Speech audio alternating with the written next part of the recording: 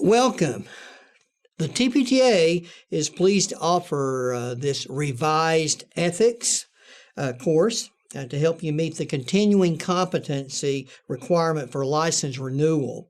This course and the TPTA jurisprudence course together, they meet for the 4-hour continuing competency requirement for license renewal. So remember that. Both of these courses do that. The course objectives, of course, are found in your outline and your handout of your packet or online as we speak. Our goal today is to enhance your understanding of the values and standards of responsibilities associated with physical therapy practice. Our goal today is to enhance more about teaching you ethics in the workplace, those kinds of things. More importantly, this course is designed to help you incorporate ethical decision-making into your practice. And ethical practice is the hallmark of a professional.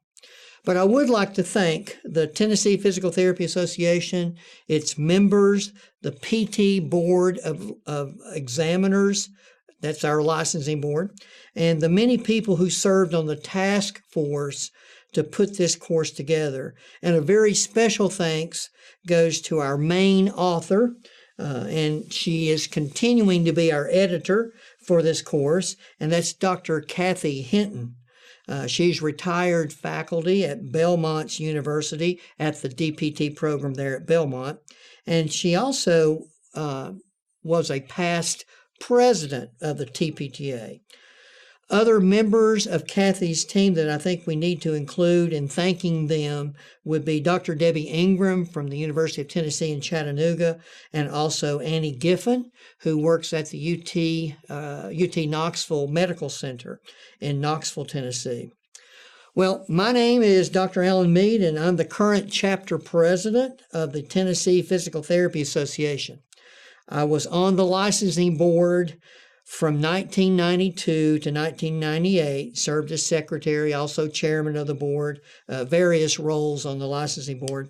Then later, after I came off the licensing board, I served as the board consultant for a total of 18 years, ending my consultant term June the 30th, 2016, when I became chapter president.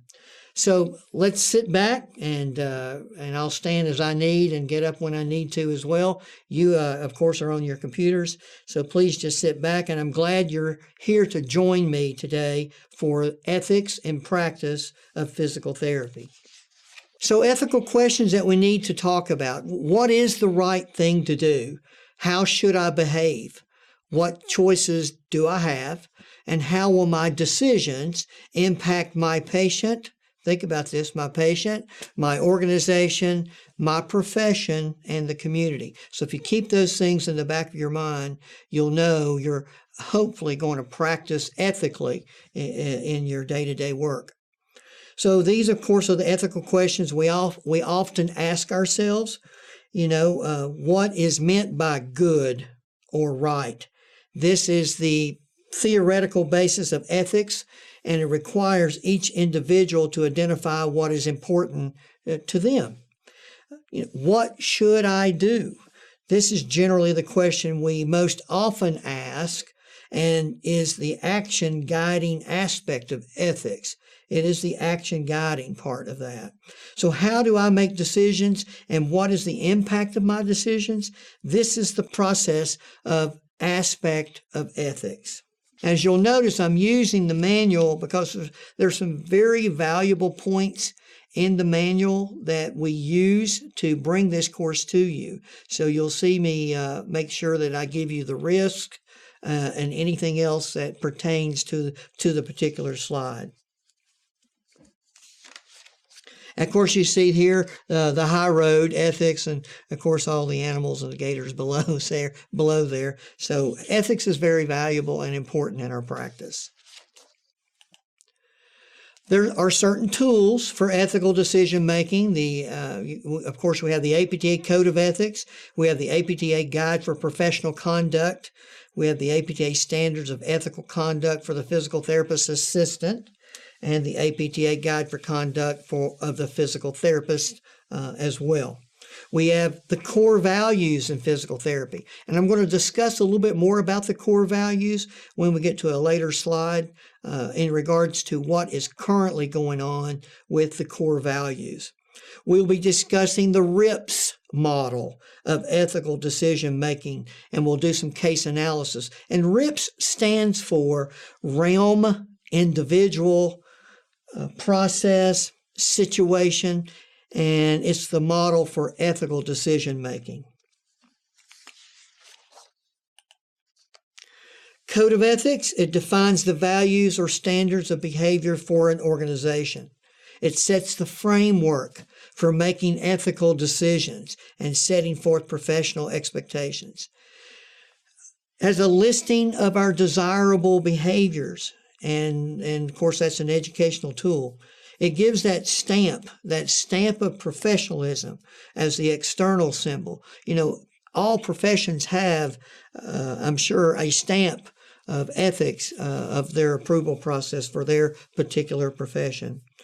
Analyzing the profession and setting priorities.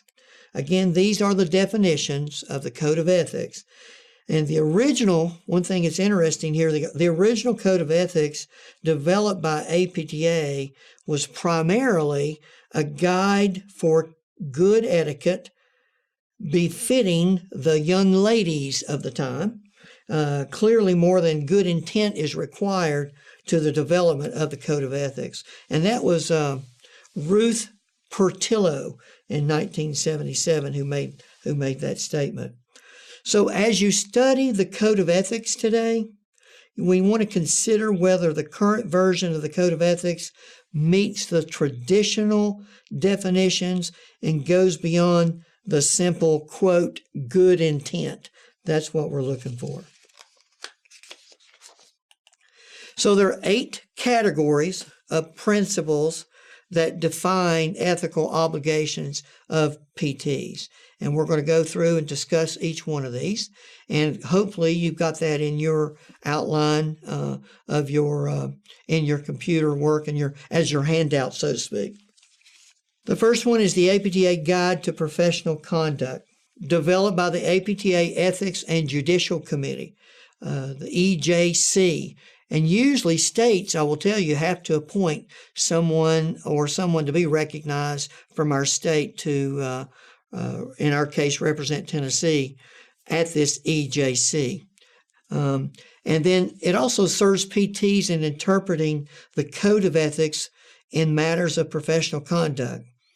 Of course, we talked about it provides a framework to determine the propriety of conduct. It's the guide to the professional development of the PT student. So again, it gives it that perspective for them as well.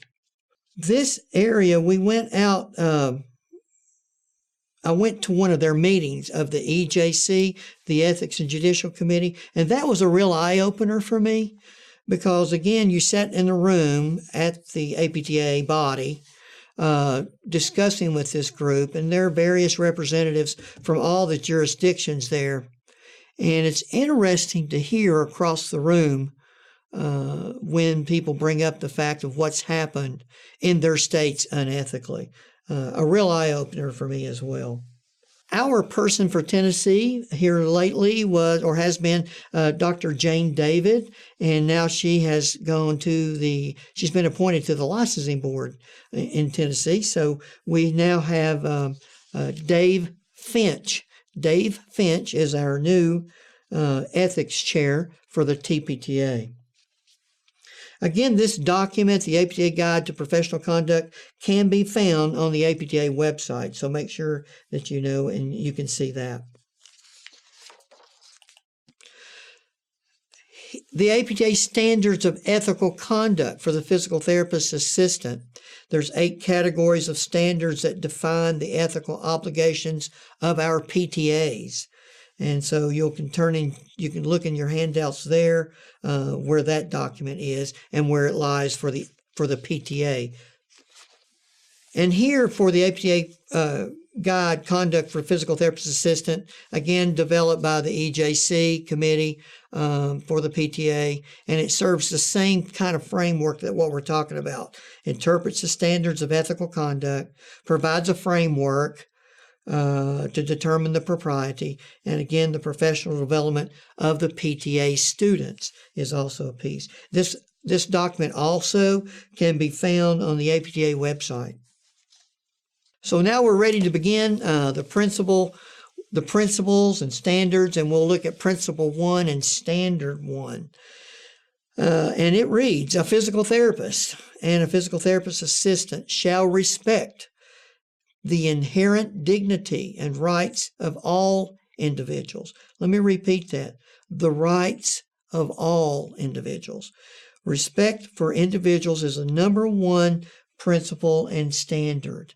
I think that's a unique concept that we all should be sharing in our day-to-day work and in our family and in our operations and anything we do out in the community as well. But we need to respect the rights of all individuals. So Principle 1, Standard 1, these are some ways that we show dignity and respect. We recognize our biases, assuring that they do not affect patient and client care. Also, acting respectfully, regardless of someone's age, gender, race, nationality, religion, ethnicity, social or economic status, sexual orientation, health condition, or disability. Let me give you just a couple of examples of biases. The politics of the election of 2016. Whether you like the current president we have now, or whether you liked Hillary Clinton who ran against him, or Joe Biden, or any of these people, patients will come to your clinics and they will talk about the election.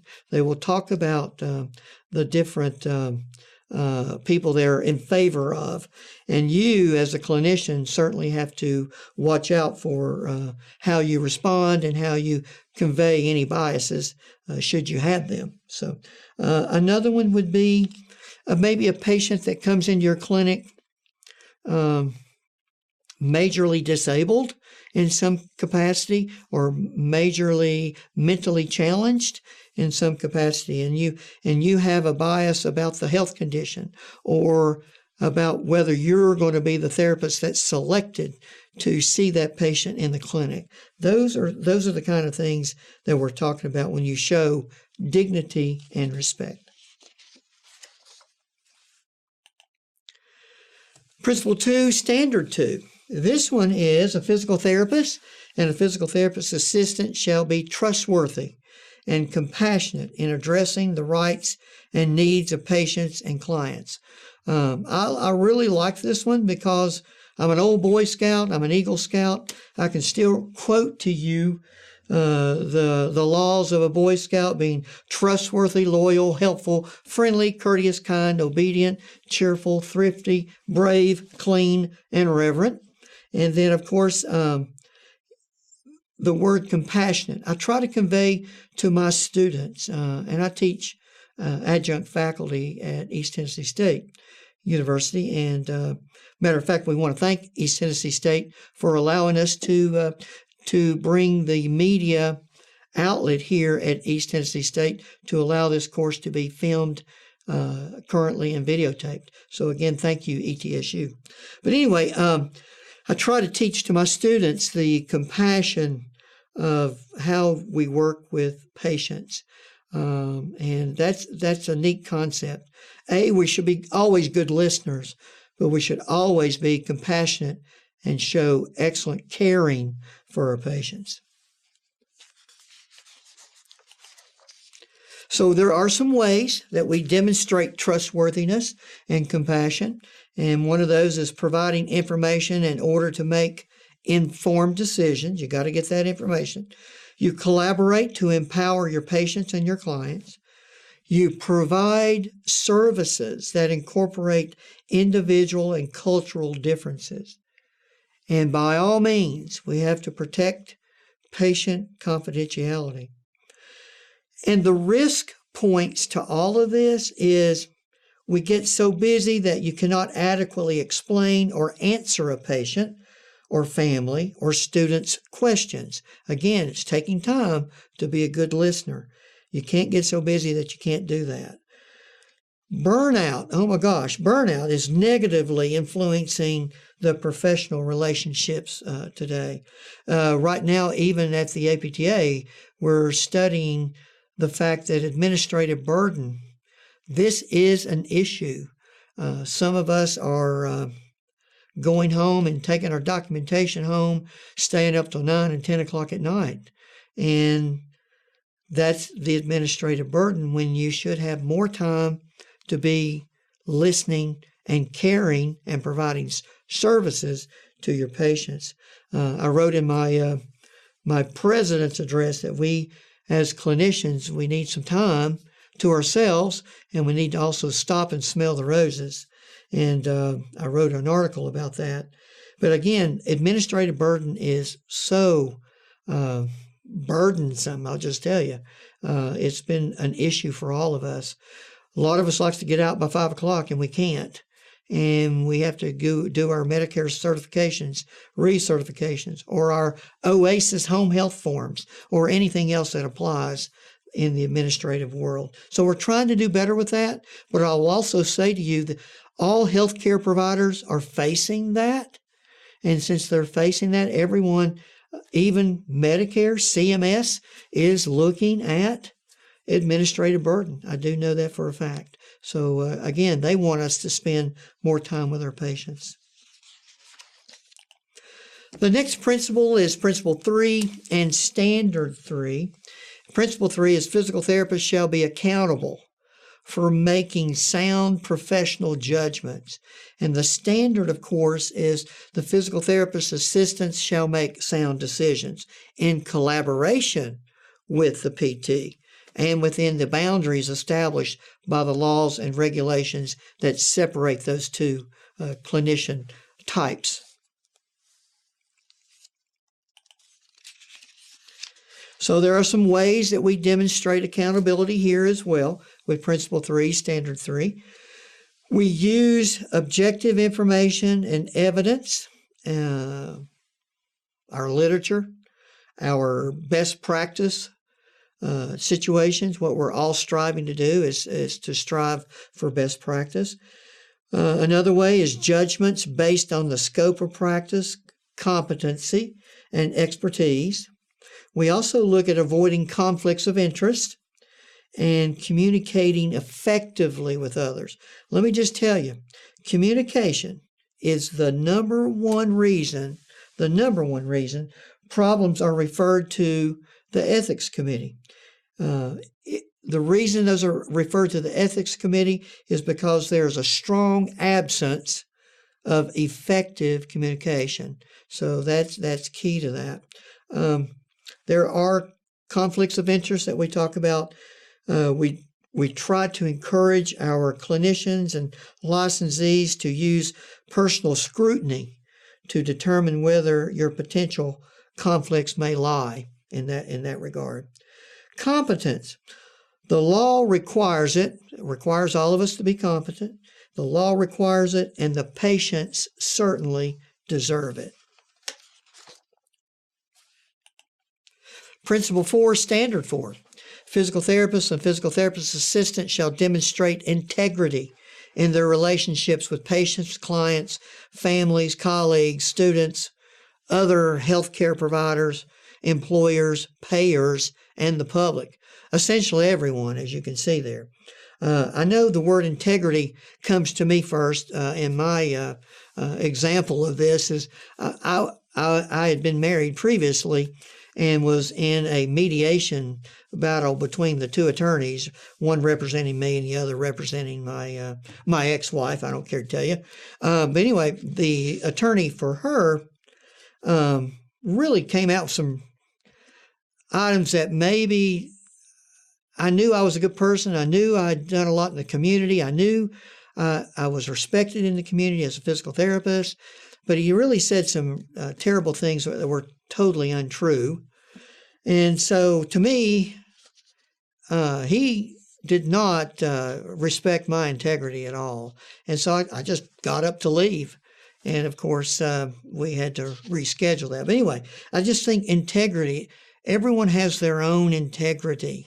It's your own individual integrity. You know what you've done, accomplished, your reputation, you know all of that. So again, we need to demonstrate integrity in our relationships with all the people we've mentioned here, especially with our patients.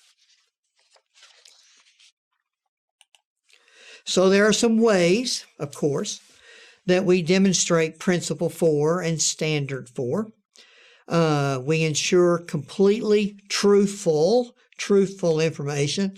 We do not exploit individuals over whom you have authority.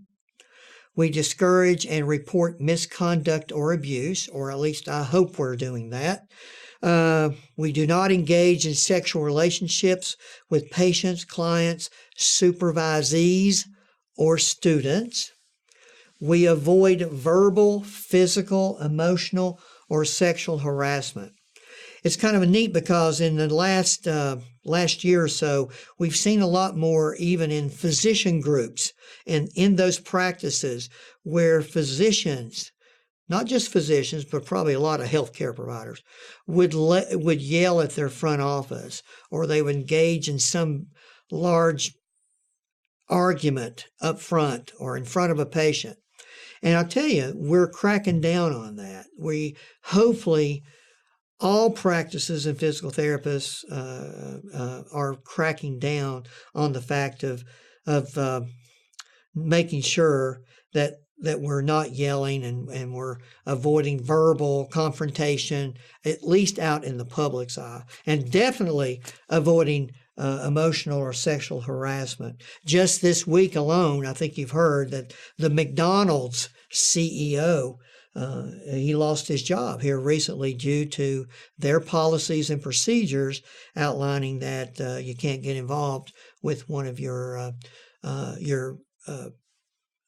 people that report to you below. So that's what happened to him. So our risk points with Principle 4 and Standard 4 is do not take advantage of relationships because you have the upper hand, no matter how tempting that may be to you. So you need to acknowledge the temptation. You need to report the misconduct. I know that's still difficult for a lot of us to do, but we still need to do that. This is where moral courage is tested for us. So we need to seek help if you have difficulty or if you are at risk. Do not let yourself get in trouble when you do have assistance available. So the bottom line here is protect your vulnerable individuals from harmful or potentially harmful behaviors. I know for a fact, even in my own clinic, I don't mind sharing with you, I've had patients that have sexually hit on my physical therapist assistants or hit on my staff. That's a problem. You as a director and as an administrator also have to take that awareness to the next level and deal with that particular issue. So we have to be able to protect our vulnerable individuals at all costs. Principle 5 and Standard 5. Physical therapists and physical therapist assistants shall fulfill their legal and professional obligations. Again, that's the legal side of what we are required to do, and then our professional obligations. What we've learned as a therapist, what are those obligations as we complete our job? So that's important. So, of course, there are some ways that we fulfill the legal and professional obligations. Number one, we comply with the laws and regulations of our Practice Act and our rules and regulations. Make sure you know those rules and regulations. There is no excuse. I've seen it happen at the licensing board where they come before the board and they say, I'm sorry, I know you're pleading your case, but it's up to you. It's your obligation to know the rules and regulations of the Practice Act. So again, we must comply with the laws and regulations, and that starts by reading them. We need to read them. The second item is appropriate supervision. This is an area, as the consultant to the board, I ran into an area where we did not demonstrate appropriate supervision of the staff that we had in our clinics. So again, we saw that at the licensing board level as well. Of course, we know we need to protect our research participants, and we need to report colleagues who are unable to perform the responsibilities skillfully and safely. And we need to not abandon patients. I've run into that scenario as a licensing board consultant where patients have come out and accused either a PTA or a PT of abandoning them in their care. And so we need to make sure that we're taking care of that need. And these patients will carry that on with them to wherever they go. Doesn't matter what community they land in, they will remember if a PT or a PTA abandoned them. Turning a blind eye when others are non-compliant. And then, of course, we talked about abandonment. Let me give you an example. What happens if the therapy cap is reinstituted or the appeal process fails? What happens when a patient needs more care than you can afford to provide? That's key here. So responsibilities may extend beyond what is required by the Practice Act into the moral realm to protect patients, colleagues, and society.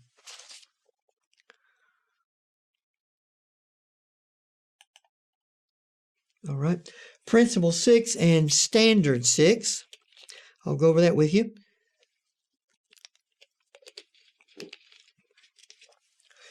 Principle 6, physical therapists shall enhance their expertise through lifelong and refinement of knowledge, skills, and professional behaviors. And the standard to that is physical therapist assistants shall enhance their competence through the lifelong acquisition and refinement of knowledge, skills, and abilities. Again, demonstrate competency, show an effort in lifelong learning in both areas of the profession, PTs and PTAs. That's basically what Principle 6 and Standard 6 is saying. So there are some ways that we do that, okay, to demonstrate excellence in this particular principle in Standard 6. Maintain your competence. PT shall engage in critical self-assessment and reflection on changes in the PT practice. Engage, as I said before, in lifelong learning. Cultivate and support practice environments that, the environments that do foster professional development. I've written myself a note here under maintain competence. Did you know that there are licensees, PTs, PTAs, who completely blow off getting their competency hours that are required, 30 for both PT and PTA now. And this has happened just in the last couple of licensing board meetings that I've attended to. We're still blowing off the hours that are required for competency. So that, again, if you're not maintaining competence, you are certainly violating Principle 6 and Standard 6. So the risk points in all of this is not keeping track of your continuing competence hours, hoping you will not be audited. Believe me, we're going to 100% audited real soon. That's why you all have to do CE broker now. You have to store your continuing ed competency hours, and you have to label those courses accordingly. And that has to be done, if I'm not mistaken, by June 30th of 2020. So you have to have signed up with CE Broker by that time. In other ways, I know that I have tried to make a file folder for every year that I've been a practicing PT, and I would just stick my certificates in that folder and label the year 2018 continuing competence, 2019 continuing competence. That way I kept up with the certificates, and I knew if I was audited, I was ready and prepared to do that. Attending only free courses, whether or not they enhance your practice, as ways to demonstrate excellence with Principle 6 and Standard 6. Working in or promoting an environment that's not professionally healthy because the pay is good or change is difficult. So again, these are areas that demonstrate Principle 6 and Standard 6.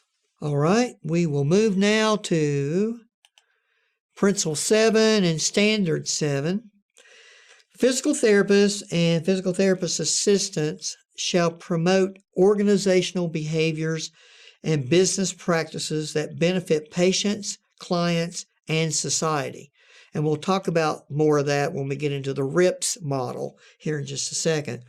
But there again, you'll look at organizational behaviors, business practices, those two items that benefit patients and what may benefit the society and in the community. That's important. All right, so there are certainly some ways that we demonstrate that, right? So we promote beneficial and organizational behaviors and business practices by we promote and support practice environments that encourage autonomous and accountable professional judgments. We seek deserved and reasonable remuneration. We do not accept gifts that appear to influence professional judgment. Again, I've had physical therapist practices come to me and say, "Hey, Alan, I've got this practice over here that would like me to do 6 to 7 units of care per patient. And I've got another practice over here that defines that I have to have 5+ units with the patient every time they're treated. And then I've got this particular practice that says, look, you've got to at least have 4 units if you're practicing within the hour." So again, are these dictates or requirements, are they reasonable? Are they reasonable? And I also want to talk to you about the gifts that we receive. Therapists and physical therapist assistants, for sure, patients like to reward them in some capacity. Hey, my outcome was good. I'd like to give you a $50 gift card at Walmart or Walgreens or Best Buy or something like that. So let me ask you, and you need to think about this for a few seconds. Think about when somebody may have wanted to give you a gift card. I know I have a policy at my facility. It cannot be cash based at all. It can be no higher, because of our facility policy, no higher than $70 in a card-like manner. But usually, if the card is given, that card is given to the department to do something on behalf of the department. And I'm just giving you an example of that. Some of us are given trips to Miami Beach or over into Europe or someplace like that, or golf trips with a sales rep who's trying to sell you equipment. Again, ask yourself what your policy is. Where you work currently, are you allowed to receive a $50 or $100 gift card or gift certificate of some kind? And again, I think we need to be cognizantly aware that we can't be traipsing off with the sales rep that's selling us a piece of equipment to get us to buy the equipment. Those are things that they're talking about with Principle 7 and Standard 7. Accepting an expensive invitation from a vendor because you really want to participate in the event. Here's some other ways that we promote beneficial organizational behaviors and business practices. We fully disclose any financial interest in the products or services recommended to the clients. Accurate and reflective documentation, coding, and charges. We have to do that. We have to refrain from employment arrangements that prevent fulfilling professional obligations. In other words, a risk point here would be, or to describe one of these, would be letting poor documentation habits or practices persist rather than influencing change. And let me stop here just a second. Poor documentation. Poor documentation can follow you anywhere. Not completing documentation will certainly follow you anywhere. I've had that seen at the licensing board level where people get angry, they get either let go from their job or they get so frustrated with their job they quit. And so to get back at the employer, they will do something along the lines of I'm just not going to complete my documentation. Well, believe me, the employer will report you to the licensing board if your information is not completed. So again, just let me bring that to your attention. This is important. Documentation and disclosing any financial interest. The clinics that are selling their pulleys and their TheraBand and some of the other things, you have to disclose these kinds of services. All right, we'll move to Principle 8 and Standard 8. Physical therapists and physical therapist assistants shall participate in efforts to meet the health needs of people locally, nationally, or globally. That's it in a nutshell. We have to be able to do that to meet the health needs. And you see that a lot now with the American Physical Therapy Association, very much on we can be better together. We're partnering now more with our other healthcare providers because we're trying to meet the societal and community needs. That's important. We are the profession that are experts in the areas of community, health, and wellness. I keep saying that. I also keep saying we should be in urgent cares all over the country doing purely musculoskeletal care at its finest moment. We need to be able to do that. That is certainly an obligation I think we have. And I think we'll see that turn around in the near future where you're going to see more of us. Not that we're not, some of us are in urgent cares because they are there, but I think we need to be there as well. But again, promoting community health needs are extremely important here with Principle 8 and Standard 8. All right, so there are some ways to demonstrate this one, of course. We want to support the provision of pro bono services.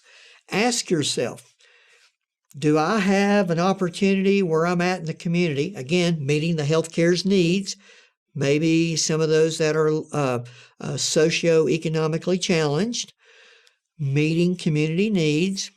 Is there an area where I can do some pro bono services, either within my practice or within my church or other agencies that are out there that will allow that?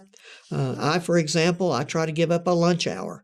I'll try to give up at least 2 lunch hours a month, trying to provide services for those patients that need my services. Now, I also want them to follow up with me. So it's, if it needs more time, then certainly I'm going to give more time as I can and as my schedule will allow. But I think a lot of us are doing pro bono services in our communities and in our practices, and I can't say enough thank yous for doing that because we hope you are doing more and more of the pro bono. We also advocate to reduce health disparities and improve the access to care.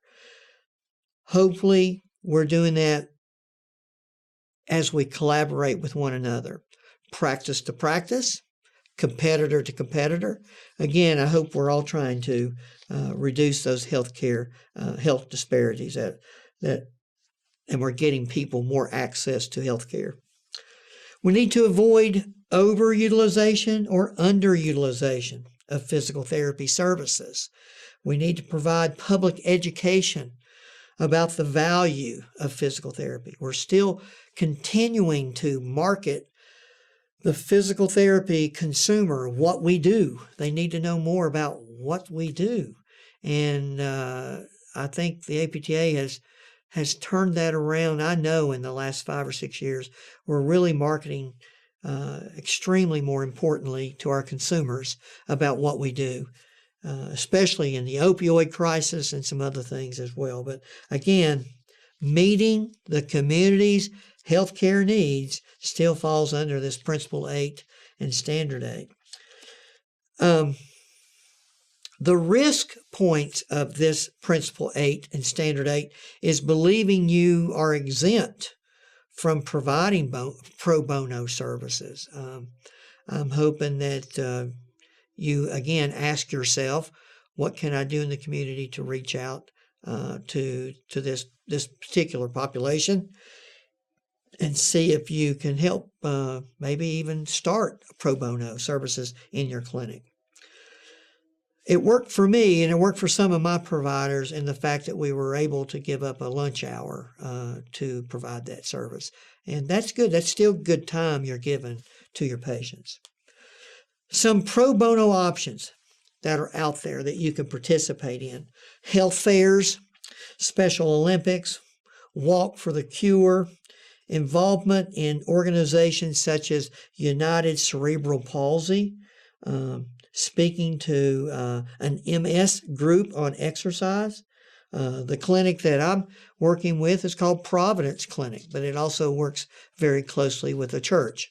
And it has several sources of people who provide pro bono services to that clinic.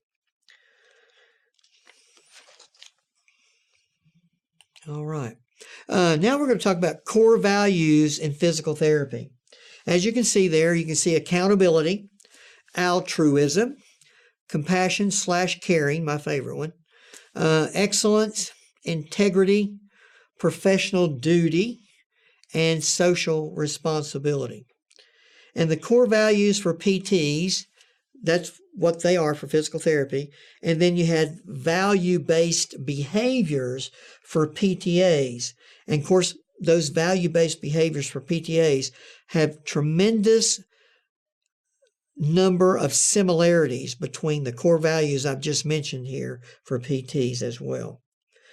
Some of you, and I'll look at mine. This is my name badge at Holston Medical Group. But anyway, I can look here and it's got the mission and the vision statement here on it.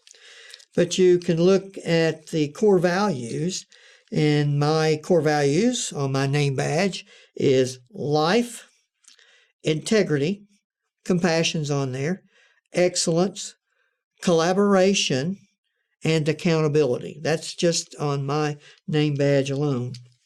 And I'm sure you all got them on your name badges out there as well. I will take time with you at this time to let you know that the House the House of Delegates in 2019 had a motion come before. I think it was House Motion 32. I want to say, don't quote me on that one, but I think it's number 32. And it discussed the core values language and how we ought to essentially let it apply for the PTs and the PTAs together collaboratively. And it did pass. David Harris, the PTA caucus chair for the APTA, was very instrumental in getting this motion passed.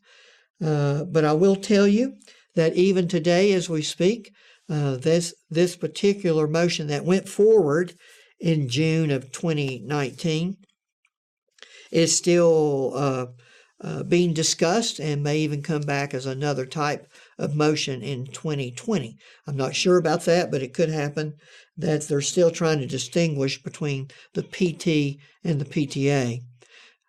All I know is that we're all supposed to be professionals, and we're all supposed to be demonstrating professional and accountability and caring and compassion to all of our patients, no matter what kind of clinic type we are or what kind of clinic setting we are. You'll hear that strongly from me. All right. This is the core values self-assessment. These may be accessed on the APTA website. Professionalism in physical therapy, core values for PTs, and they're there. We talked about them already. And then you see the values-based behaviors for PTAs. They're there too. But this is going to change now that this motion passed in 2019. And you'll see more of the core values for both PTs and PTAs. All right. Communication tips for touchy issues. Differences in opinion do not necessarily mean you're facing an ethical dilemma. Remember that. It's not always an ethical dilemma just because you have a difference of opinion. Communication tips also include keeping an open mind, also accepting and understanding the differences that you may have in your opinions. When in doubt, check it out. So if you're in doubt, check it out. And we need to create an environment where people feel safe in sharing their ideas and opinions. Hope that never, ever leaves us as a nation, as a profession, and as all other healthcare professions. I hope we can create an environment where people feel safe in sharing their ideas and opinions. And it's very true. I'm going to make this statement, and I think it's very, very, it's a big statement. We need to remember that many of our ethical issues can be solved by effective communication, period, exclamation point, times 3. Effective communication could solve a lot of these issues and problems. So you just need to know that. All right, we're going to talk now about the realm individual process situation, the RIPS model of ethical decision making. And we have some stars amongst our midst here. We have Laura Lee Dolly, we call her Dolly Swisher.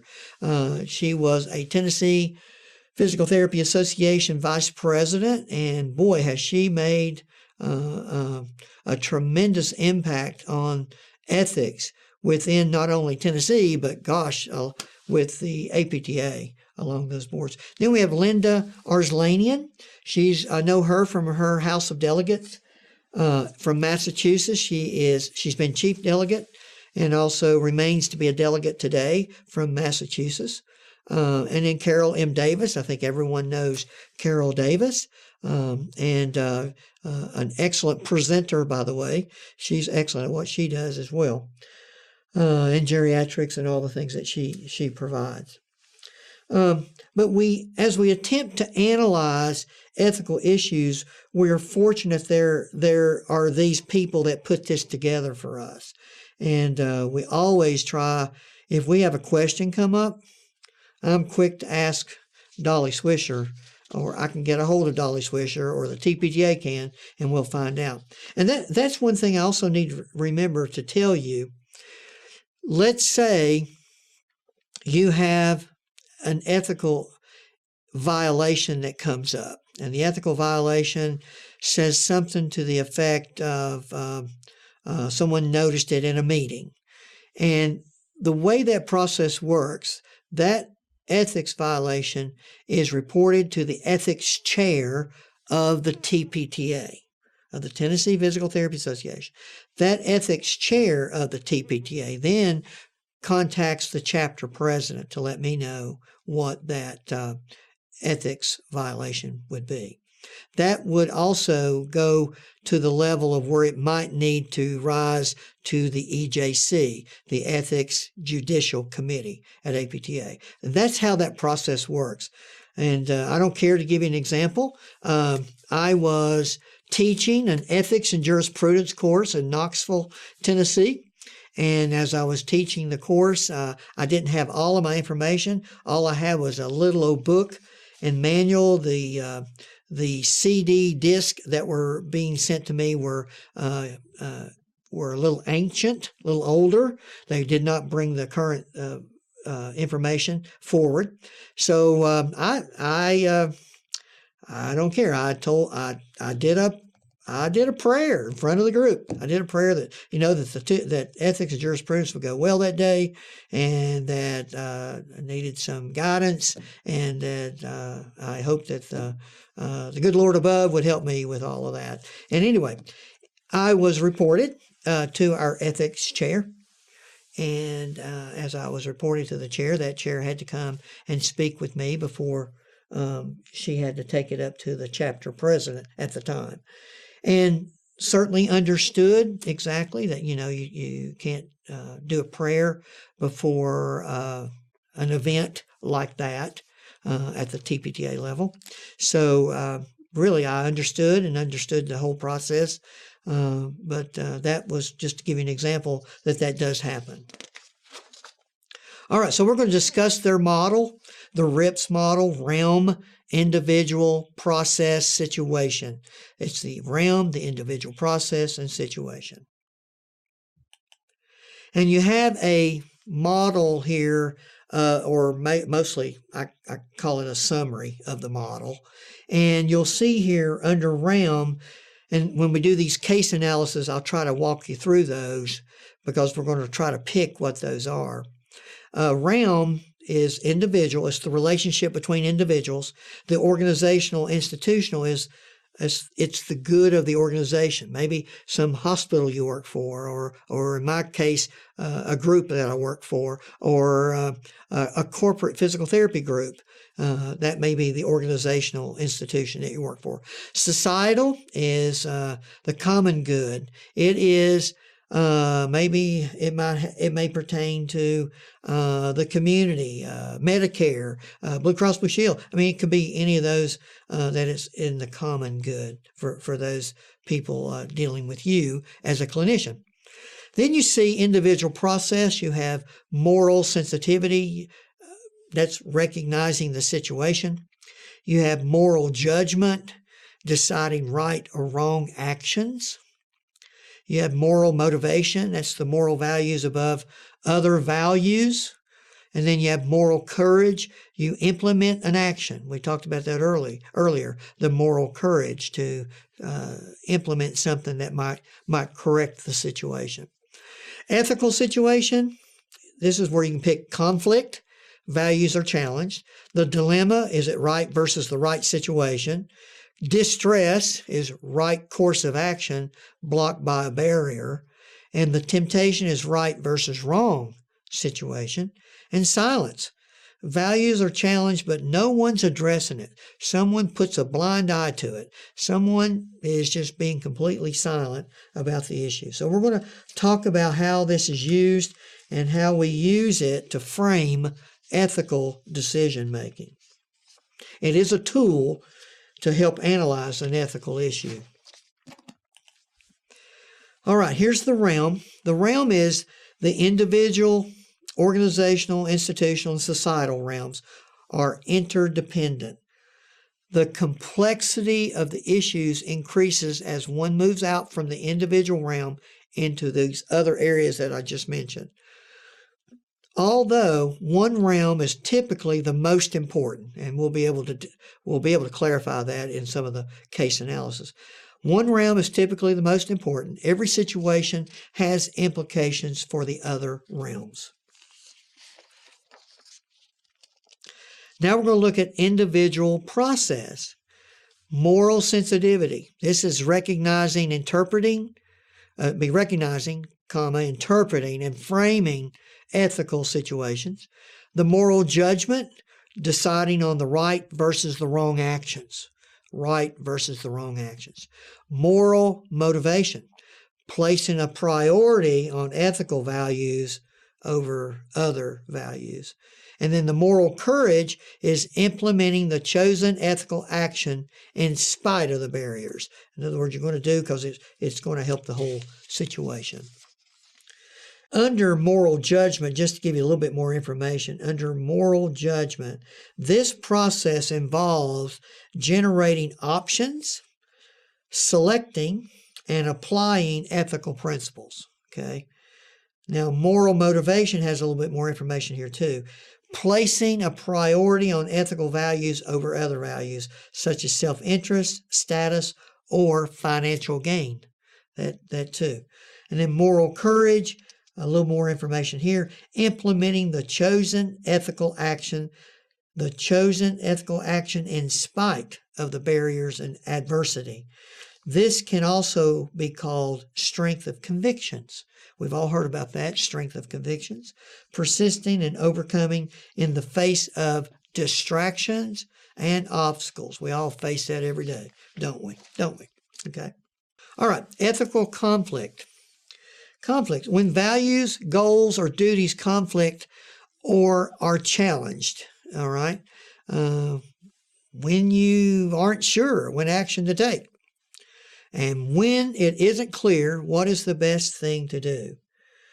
You know, an ethical conflict is an issue or problem. It's like asking yourself, well, what is right? What is right? Here is ethical dilemma. Okay.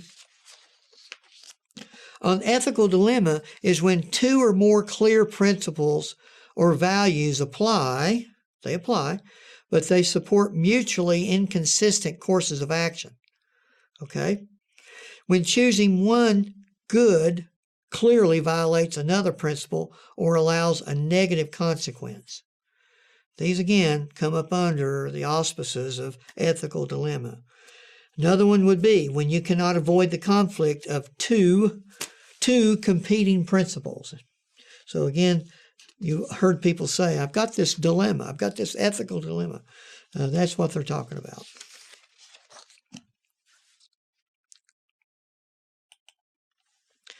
Ethical distress. This is when one knows the right thing to do, but organizational constraints, again, let me say the word, organizational constraints, who you may work for, make it nearly impossible to pursue the right course of action. So many of us may have experienced ethical distress due to organizational constraints. I think we've all faced that in some time in our lifetime. We do have rules and regulations within the workplace and within your facilities that may hamper our ability to do what we perceive as best for the patient. Ethical distress may present as a later, I call it later, complication of any of the ethical situations that are happening. So again, may present as a later complication. Involves a choice between right and wrong. That comes up under ethical temptation. You either know it's right and you either know it's wrong, but it becomes a temptation. So you may stand to benefit from doing the wrong thing, but hope not. But again, stand for benefit from doing the wrong thing is key to that one. And then, of course, we talked a little bit about silence. Ethical values are challenged, but no one's speaking about the challenge. No one's saying a word about it. This may be the course taken by an individual who is experiencing moral distress, what we've talked about earlier. Again, all of us may see something in our clinics. I don't mind asking some of my students in my administration class. I'll come back, hey, how was your 10-week clinical? How was your 15-week clinical? Were there things out there that you saw that maybe you didn't think were appropriate or something you would like to potentially correct or do a process improvement project? So again, I'm asking them to do that. So this falls under that. What are they seeing that maybe everyone else has been silenced on, and they're hopefully there to help improve the process. Process improvement. Everybody knows about that. So All right. We're going to have some cases on the next 2 slides, and it's up to us and it's up to you as you go through your manual, your handout, and all on the computer. You are to, and I'll give you some time and a few seconds to address this in your own mind so that we can walk through this together, okay? But these cases on the next 2 slides, and then we'll have some other case analysis after that. But these next 2 slides, we're going to decide which realm of the RIPS model, which realm does it fall in, which individual process does it fall under, and which situation apply to each case. So again, keep that mindset as you go forward as we talk about these next cases. And then we'll maybe discuss the rationale for your choices, or at least I'll try to give you some of my rationale for that. All right, here's the first case. Helen L. has just left the office of a local orthopedic surgeon. She had hoped to illustrate her quality outcomes in order to encourage referrals. Midway through the visit, it became clear that the physician was unenthusiastic about positive outcomes of her private practice. Helen had the clear idea that the MD expected some kind of gift. In fact, he almost stated bluntly that he would need tea times at a golf course, tea times at the exclusive golf country club to consider her request. And then Helen wonders if she's just being naive and perhaps maybe she should just play the game. I will tell you, I had a neurosurgeon. I went to market to this neurosurgeon, never will forget this. And he said to me, after I talked about marketing for referrals, I think I probably took a Great American Cookie with me. Anyway, but the neurosurgeon said to me, Alan, what are you going to put here? How are you going to pad my hand? And what he meant was, how are you going to give to me monetarily? So that was it for that neurosurgeon and me as well. So, but there are therapists that are confronted with that as well. But here in this particular case, what do you think is the realm of this situation? Okay, hope you've got your answers. One is societal, falls under that one, and it falls under organizational, okay?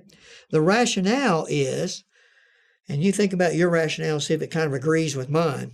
The problem is within the for-profit healthcare system and the lack of regulation of gifts for referral.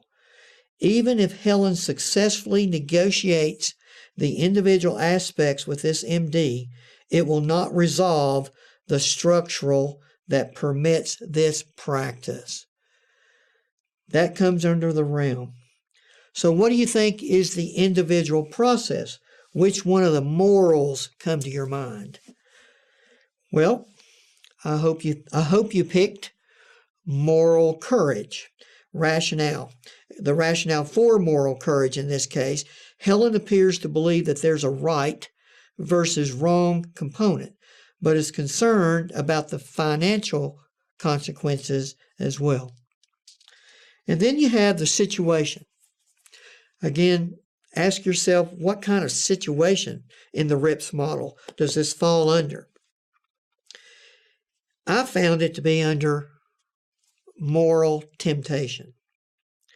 The rationale for that is Helen may first perceive this as an ethical dilemma, whether to save her practice, employees' jobs, and patient care, by complying with the MD or to obey her professional standards regarding gifts to referral sources.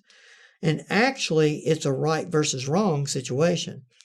The APTA Guide for Professional Conduct and other regulatory statutes indicate that this practice is unethical and in some cases illegal. This one, pretty, I hope, simple for you, but we'll see how it goes for you. It says, after a lengthy period of rehabilitation, A grateful patient wishes to give a physical therapist a gift, something we've talked about already. This case also involves a gift, but it's very different from the previous one that we just discussed with Helen. Okay? So what would be the realm? In your opinion, what would be the realm? I'm hoping you're answering in your mind. It would be individual. And the rationale for that, the ethical situation is about the relationship between the PT and the patient. Although it is true that there may be organizational policies around it about receiving gifts, the essential is about the relationship between these two individuals. That's the key there on the rationale for realm. The individual process is, I'm hoping you're thinking it's the same, moral judgment. And the rationale for that one is the therapist must decide between two goods, good, bad, two goods, respecting the patient's gratitude, not hurting the patient's feelings, and avoiding the appearance of being influenced by gifts. So that's the rationale for individual process, moral judgment. The situation, ethical dilemma. Clear and simple, ethical dilemma. I hope you chose that one. The rationale is it's a choice between two right actions. Two right actions. Okay, we're doing well on time, I hope. Yes, we are. So we'll move along. All right. Implementing the RIPS model of ethical decision making.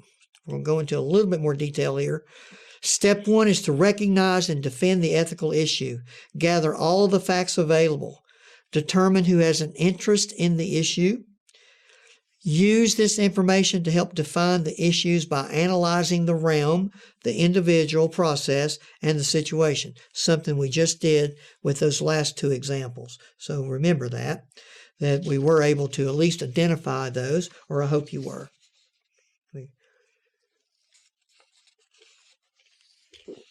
All right. Step 1, also recognizing and defining the ethical issues, the realm. We've talked about individual, societal, institution, and societal. And in the realm, just to give you a little bit more detail to it, the realm, since it's individual, it could be the individual physical therapist. It could be the individual physical therapist assistant. It could be the patient, just to give you some examples. Organizational, institutional really pertains to rules within a work site. And societal, as I've stated before, it could be TennCare or it could be Medicare regulations of some kind. Again, those are the societal areas. Here's another, recognizing and defining ethical issues, the individual process. What does this ethical situation most involve? Sensitivity, judgment, motivation, or courage, all with the prefix moral before it. Moral, sensitivity, judgment, motivation, and courage. Moral sensitivity. Is this a problem because someone does not realize this is a potential ethical issue? Will education solve the problem? Hopefully, maybe. Moral judgment. Is this a problem because someone used poor judgment? Can this person be counseled? Moral motivation.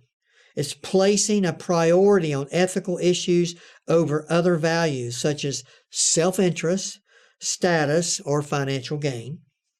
And then moral courage, again, we've talked about, is this problem because of an inadequate guidance from an organization or just a plain old bad policy? It could be a bad policy. So how can you make a difference?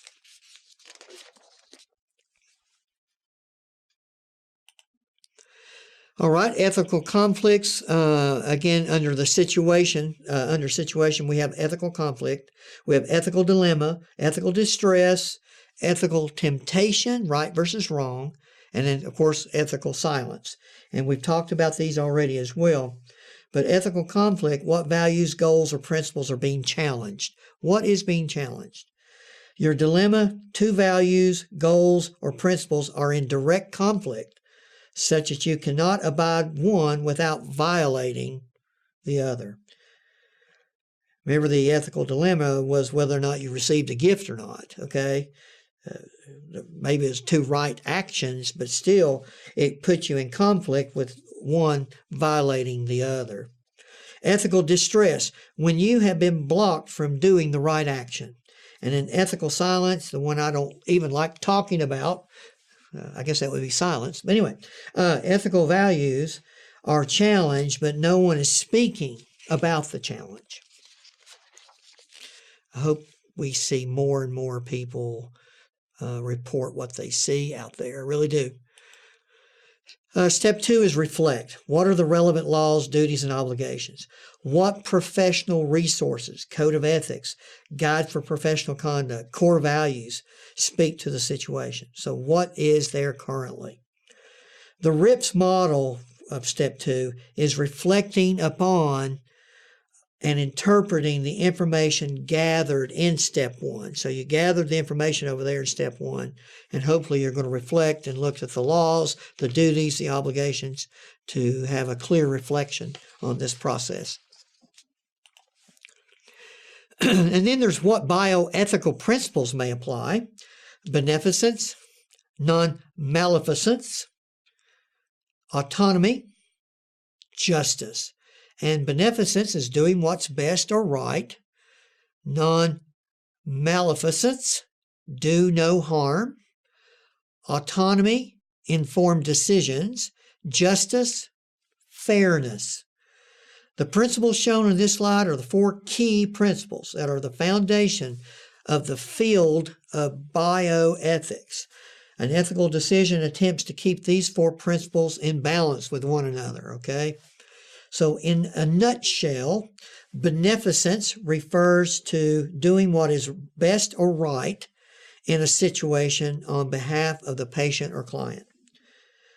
Non-maleficence is not harming the patient or ensuring your decision does not have some unwanted negative outcomes. The principle of autonomy speaks to the ability of individuals to make informed decisions for who? For themselves. It focuses on respecting the individual and his or her rights. The principle of justice in bioethics relates to the notion of fairness. In healthcare, this is often discussed in regarding to access to care and to the cost of healthcare. PTs and PTAs have been primarily guided by the principle of beneficence. The focus on patient autonomy in healthcare challenges us to ensure that the patient's goals are acknowledged and facilitated where possible. Step 2, there's some alternatives here. What are the various alternatives for action? Changing one's own behavior, attempting to change another's behavior, or attempting to effect a change in your organizational policies or practices, or advocating to change an unjust law. And then what are these possible consequences of these actions? What are these consequences? Well, you could have legal consequences. You could have monetary consequences. You could have professional, personal, and community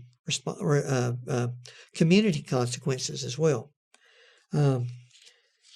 Professional and personal, that's reputation. Those are things like that. Legal and monetary, I know you know. But out in the community, also reputation out in the community. These are consequences that could take place. Step 2, is the test for right versus wrong issues. You want to do the legal test. Is something illegal? If so, it is probably not a true dilemma, but just a hard choice. The stench test. Does it feel wrong? Such as a gut reaction. The front page test. How would you like this to appear on the front page of your newspaper the next morning? And my favorite, of course, is the mom test. If I were a mother, if I were my mother, Would I do this? Would my mother have liked that I did that? I mean, these are questions you ask the mom test. And then the professional ethics test. Do any of our core ethics and documents prohibit or discourage the action?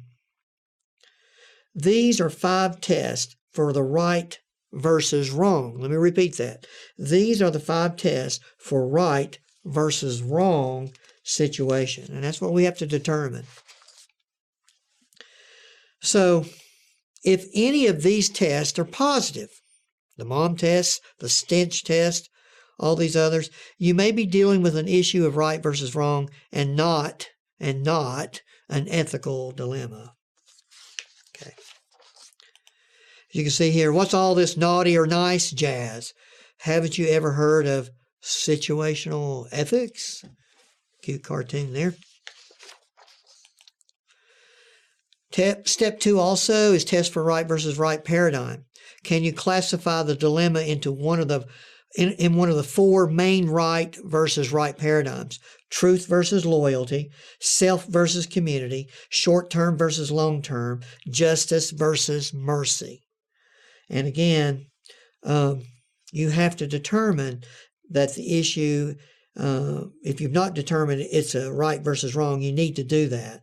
It'll be indeed a dilemma for sure. So if we want to look at the paradigm part, the truth versus loyalty, truth is conformity with facts or reality. Loyalty involves allegiance to a person, corporation, a body of people, a government, or a set of ideas to which one owes fidelity. It is right to stand on truth. It is right to be loyal. Individual versus community. Individualism assumes that when each person pursues his own interests, the social good would automatically emerge. As such, the rights of the individual are to be preserved. By community, it's meant that the needs of the majority outweighs the interest of the individual. It is right to consider the individual. It is right to consider the community. Short-term versus long-term. Short-term concerns are associated with the satisfaction of current needs in such a way as to preserve the possibility of a future. Long-term concerns are defined by the projection of future interests in such a way that there will be ample means to meet future needs. It is right to think and plan for short-term. It is right to think and plan for long-term. Justice versus mercy. Justice urges us to stick by our principles, hold to the rules, pursue fairness without attention to personalities or situations. Mercy urges us to care for the needs of the individuals, case by case, and to seek benevolence in every way possible. It's right to be merciful. It's right to enforce justice. Then, of course, we need to make a decision. There's 3 approaches there. Rules-based, follow the rules, the duties, obligations. Ends-based, determine the consequences or alternative actions and the good or harm that will result for all involved. And then there's the care-based, resolve dilemmas according to relations and concern for others. There are 3 basic approaches to resolving these dilemmas. There are no hard and fast rules on when to choose each of these 3 approaches. Okay. Also, step back before you act. Investigate the trilemma options. Is there a third option that addresses the questions and supports both sides in the right versus right dilemma? Can I create a win-win in this situation? The paradigm describes ethical problems as either or, either truth or loyalty, either justice or mercy. However, there may be a third option. It could be trilemma option, which is the win-win would be the best choice for all involved. Step 4, implement and evaluate. We implement the plan. We evaluate the outcomes of the action, and we honestly assess and learn for the future.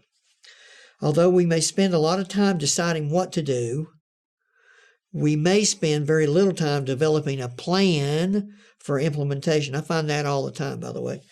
We evaluate the process, outcomes, and lessons of this ethical situation. Is further action required? And then, of course, what did you learn? What did you assess? What did you learn? Are there things that you need to do to improve your moral sensitivity and decision-making process? Prioritizing, of course, your professional values, implementing your skills, or basically demonstrating moral courage is also a big one. Okay. So here it is in a nutshell review of the ethical analysis. We're going to gather all the facts, define the situation, who has an interest, identify the values and obligations, review the alternatives, consider the consequences, make a decision, carry out the plan, evaluate the process, and learn for the future. So that's what we've just gone over is the ethical analysis. And it's just a reminder on how you need to approach all of this. So. All right. We're going to have a discussion of ethical situations. Really, basically, I'm going to give you the ethical situation, and in your mind and in your manner, decide where all of these attributes fall when it comes to ethical dilemma, and the realm and the individual process and the situation. We're going to discuss all of that as we approach these. And we'll even give some core values and all of that. So, so we talk about the realms. Here's the individual, organizational, and societal. We talk about the ethical situation which is involved, conflict, dilemma, distress, temptation, silence. Which PT principles and or PTA standards relates to or assist with options for the case, core values and bioethical principles relevant to the case, and then offer several options or resolutions to the case. So we're pretty well on time. So we will continue to. So just be prepared to answer yourself in this online version of ethics to see where you think these items fall, and also in the areas that are mentioned on this slide above in this dilemma and ethical areas of ethics. So again, okay, so here we go. We're going to go to case discussion, or case number 1, I should say. Good on time. Okay. Rob is a morbidly obese, disabled veteran, arrived at an outpatient clinic requesting PT services. His doctor referred him to the clinic because of their great reputation. Mary, a PT working in the gym, saw Rob walking into the clinic. She called the front desk requesting they not assign her the patient, the one I just mentioned. The patient was scheduled 2 days later for another PT. Ellen, a PTA, who works for Mary, overheard the conversation, requesting that the patient not be assigned to her. Ellen knows that Mary is a fitness fanatic and has heard her make derogatory comments about people who are overweight, and Ellen feels very comfortable about the situation and wonders if she should do anything. So as you look at this, I'm going to ask you to kind of, in your mind, as you're sitting there to take this course, I'll ask you things like, what's the realm? What's the type of ethical situation? What are maybe the PT principles and standards that apply? Or what PTA standards apply? I may be asking you to maybe give me, or in your mind, what you think some of the core values are in the bioethical principles and which ones apply there as well. So in case number 1, we'll go through here. In this particular case, ask yourself what the realm is. If you picked individual, you would be correct. The what would you think the type of ethical situation would be based on that list of items under ethical situation? A, it pertains to conflict. We know that, right? And we also know it pertains to temptation. Temptation. The PT principles would include, and again, looking at all your principles and standards and what falls up under each one of those principles and standards. You can look at those with me. But the PT principles that apply is 1, 1A, 1B, and 2B. 1A is respectful regardless of age, gender, race, socioeconomic status, obesity, disabled veteran, to give you an example of that. So we got to be respectful of that. And then 1B is look out for the personal biases that we may have. Again, we talked about that before. And then 2B is use compassionate and caring behaviors all the time. And the PTA standards for is 4C and 7A. And 4C, physical therapist under standard 4C shall discourage misconduct by healthcare professionals and report illegal or unethical acts to the relevant authority when appropriate. And then 7A under PTA standards, and I'll give you that too as well. 7A is physical therapist assistants shall promote work environments that support ethical and accountable decision making. Okay. So those are the PTA standards that fall for that particular one. Core values, if you can name a few, compassion, that's my favorite, remember. Compassion, integrity, altruism, professional duty, and accountability. And the bioethical principles, if you thought about that, the one that comes to my mind is beneficence. Beneficence. That is case number 1. And again, go back and review and see if you had any other of those areas that kind of creeped up under realm or type of ethical situation or PT principles or PTA standards or even the core values. Core values were pretty much all of them, to be honest with you. And then beneficence is your bioethical principle. All right, let's go to case number 2. Case 2, here we go. Sarah works in a private practice in which there's a profit sharing plan. Her year-end bonus is directly related to maximizing return visits as they are the most cost-effective. Her boss has been heard to say to other staff members that they should treat patients to the maximum of their benefits. After all, you can always change the goals so there's more therapy to do. Oh my gosh, I know a lot of us have heard that before, but I know we have. It just requires being a little creative, he's telling the person this. She has also been heard to encourage the therapist to discontinue treatment early for those patients with poor reimbursement. Sarah is uncomfortable with this situation, but is counting on her, quote, year-end bonus. Don't want to forget the year-end bonus. So, ask yourself right now, what do you think the realm would be? The realm would be organizational. Organizational. Someone may even throw in there some individual as well, but it is definitely organizational. The type of ethical dilemma I'm hoping that you picked in your mind, hope you picked conflict and temptation. Conflict and temptation. The PT principles that apply are 2A, which means to adhere to the core values of the profession. 3, PTs accountable to making sound judgments. 3A, the PTs demonstrate independent and objective professional judgment. 3B, demonstrate professional judgment informed by the professional standards. And 7, let me see if I can find 7 for the PTs.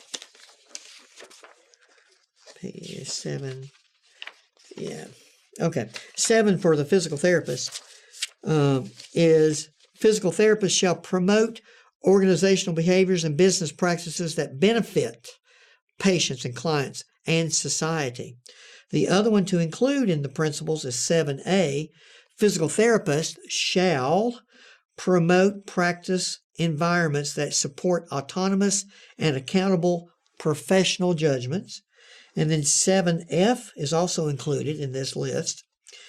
Physical therapists shall refrain from employment arrangements or other arrangements that prevent physical therapists from fulfilling their professional obligations to patients and clients. That is case number 2.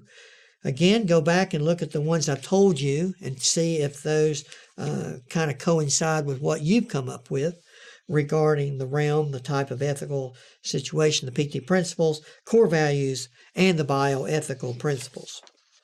Case number 3, moving right along. The PT director of an outpatient clinic is attracted to a staff PTA. The PT and the PTA are both married and work on a team treating patients together and typically co-treat patients. They are observed in the clinic whispering, flirting, touching each other at various times throughout the day.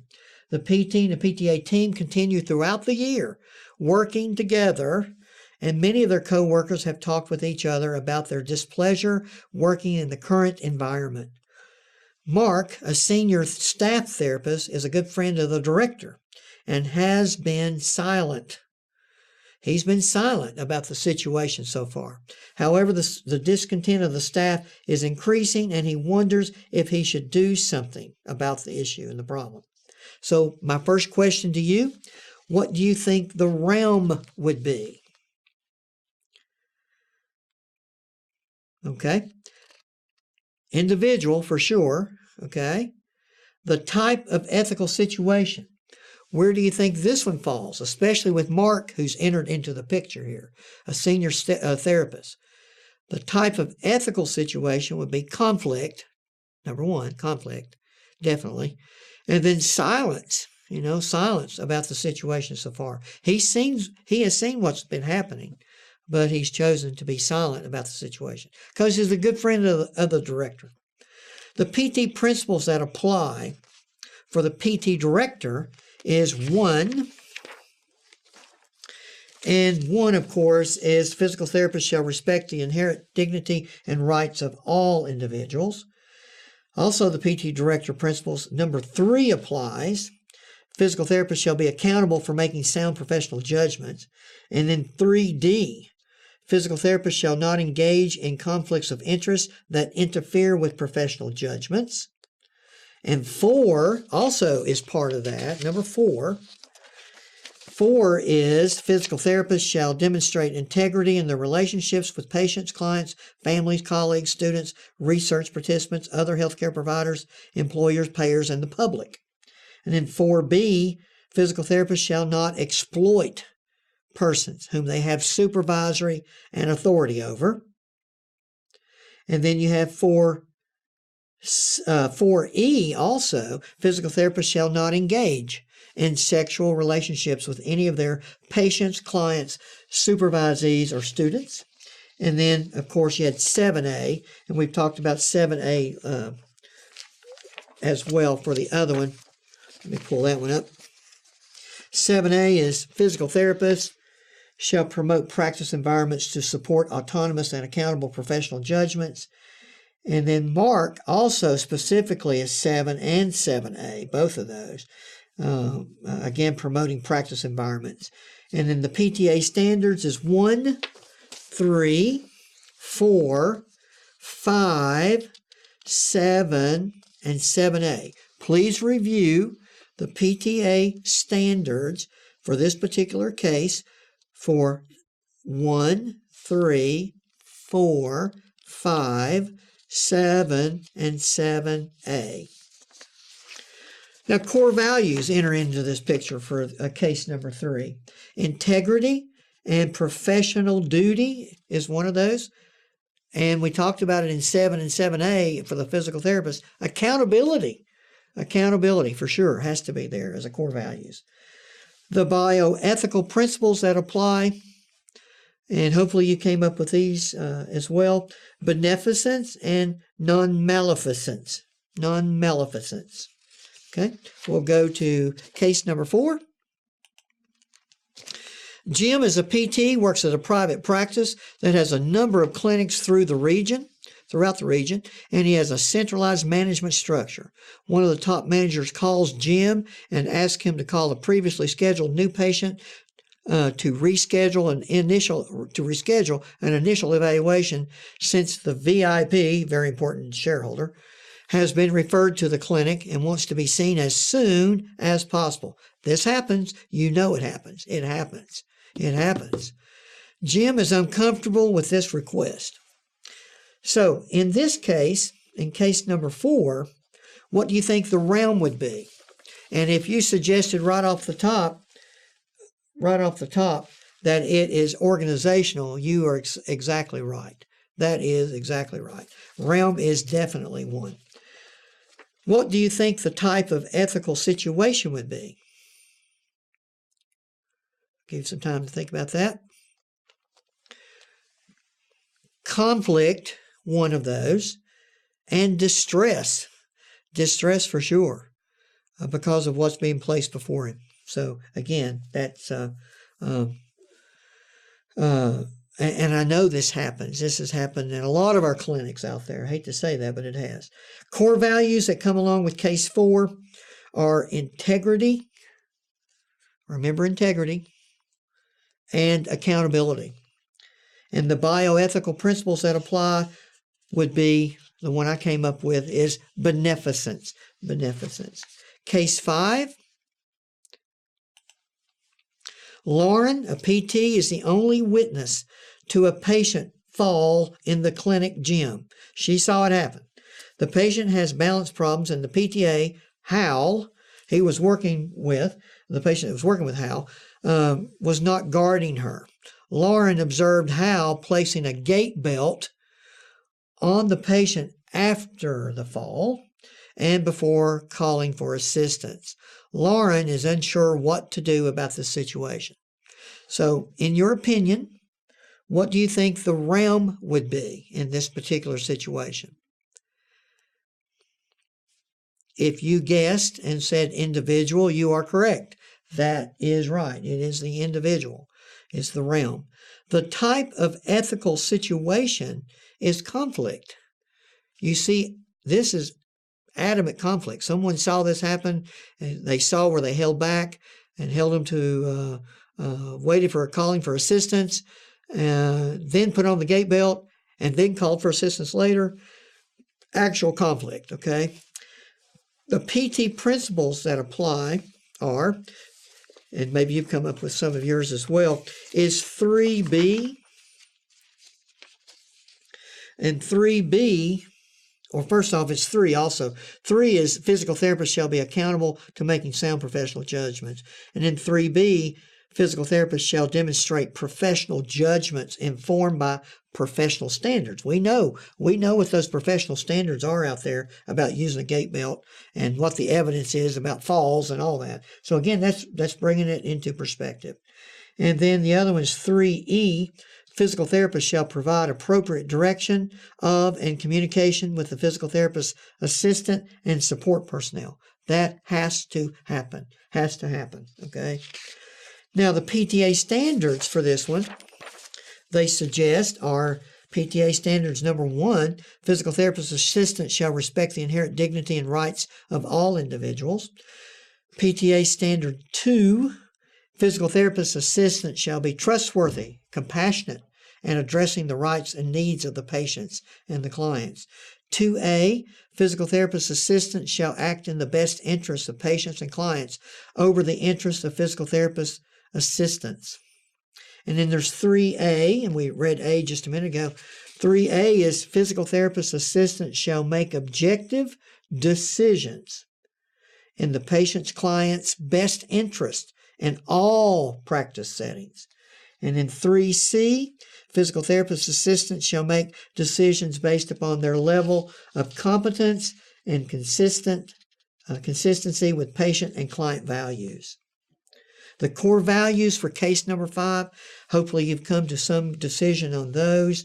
It's integrity, excellence, compassion, professional duty, bioethical principles the bioethical principles are beneficence and non-maleficence, Okay. Case number 6, we're moving right along. Drew works for a national contract therapy company and is currently working in a SNF unit and likes the patient population. He has a patient who's progressing well, but has not yet met all of her goals. Management is pressuring Drew to discharge the patient to home prior to the time he feels discharge is appropriate or necessary. Drew is uncertain what to do about this situation. Well, hopefully you know what the realm is. You've got the example of realm and societal, organizational, all of that. So the realm would be the organizational. That's the issue there at hand. The type of ethical situation is conflict, and he certainly has distress of not knowing what to do here, okay? So that's got to be a problem. The PT principles, again, are 3A, shall make sound decisions in collaboration with physical therapists and within the boundaries. That would be a PTA standard, but I'm going to go back and tell you the PT principles 3A. Let me give you that one first. 3A, physical therapist shall demonstrate independent and objective professional judgment. We've talked about that one. 3B, we've talked about based on sound judgment with professional judgment and standards and evidence in place. And then we talked about 7A and 7A and 7F, and you certainly can review those. Core values. They include this time, hopefully you came up with some of these as well. Core values is excellence, integrity, accountability, and the bioethical principles is beneficence and non-maleficence. Okay, so those are our case analysis studies and stories that we went through. And again, we'll go through, and now at this time, we're doing good on time, is the post-test. The post-test. So hopefully you're looking at your post-test, and then if I have a little time left over, I just want to share you some ethical dilemma resolutions that I share with my administration management leadership class. So we'll go through that. So let's look at the post-test for ethics. Number 1, which of the following are physical therapy core values? A, social responsibility. B, integrity. C, altruism. D, compassion. E, excellence. Ask yourself for there as you take your post-test, what are the physical therapy core values? And by the way, now are physical therapy core values for the physical therapist assistant. So I just thought you might want to know that. Again, if you chose all the above, A, B, C, D, and E, then you would be correct with that answer. Number 2, which of the following describes an ethical dilemma? A, 2 principles apply, but if you choose one, you violate the other.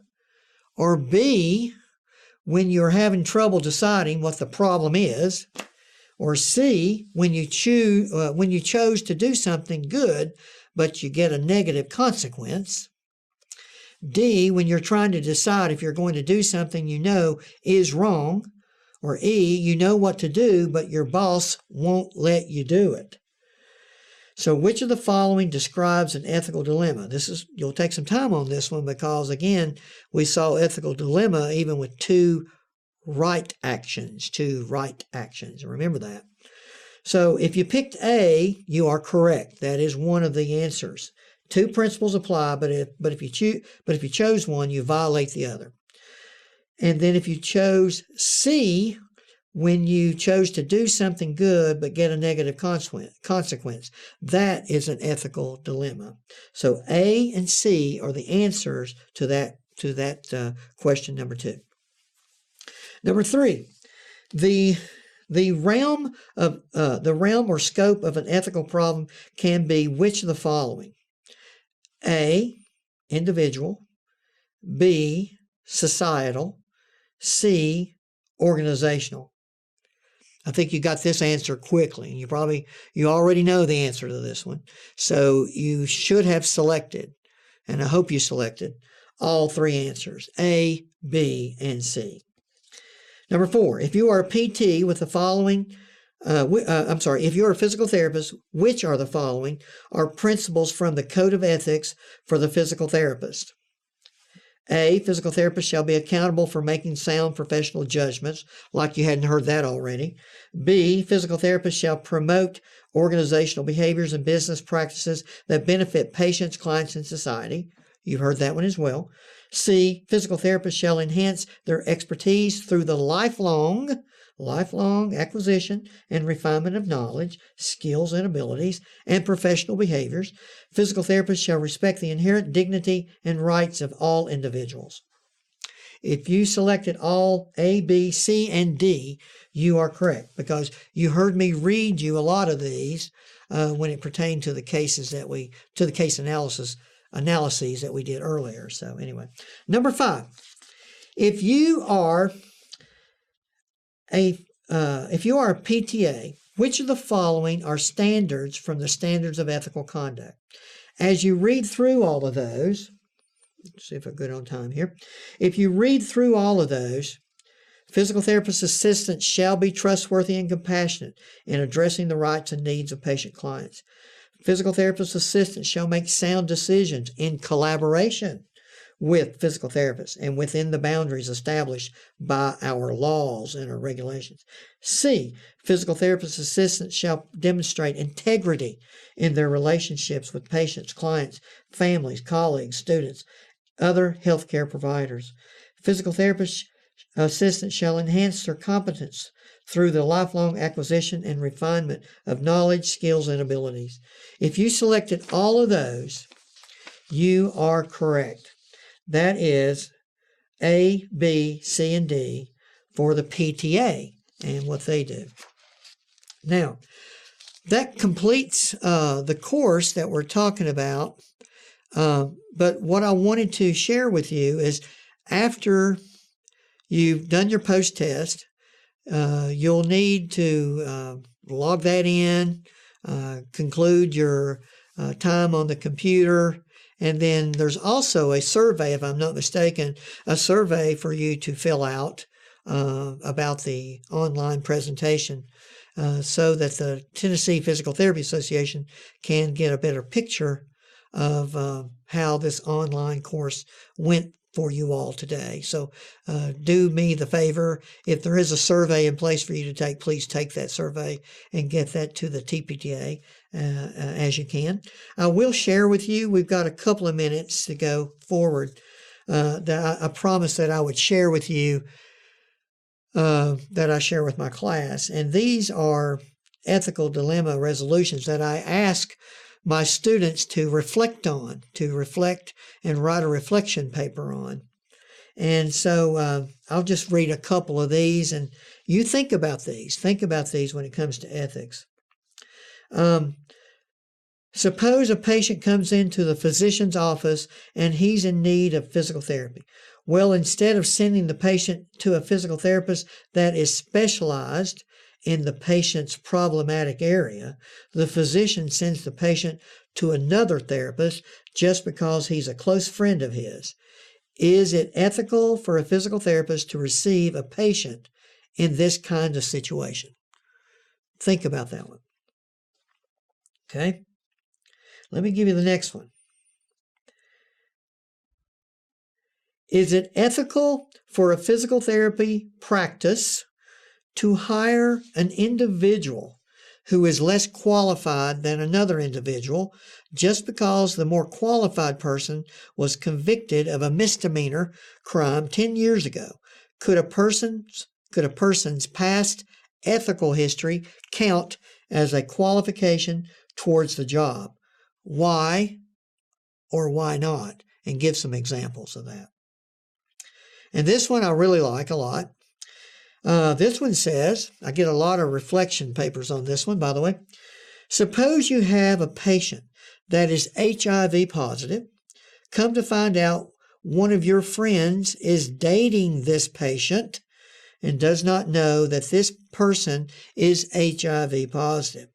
Do you tell your friend and breach confidentiality, or do you not? Lots of those are interesting to read, by the way. And one that I know that some also come across, we'll check for time to make sure we're doing all right. This is another ethical dilemma resolution type issue. At 4:45 p.m., a woman in severe pain walks into the physical therapy department with a referral from her physician to be evaluated and treated for severe low back pain. The physical therapist in charge, and the only one present at that time, had stayed late to see patients well after the usual closing time of 5 o'clock p.m. for the past week or so. Further, the daycare center had called just before the woman walked in, stating that the therapist's 6-month-old daughter was very sick with severe vomiting and diarrhea, and that they were very worried about her.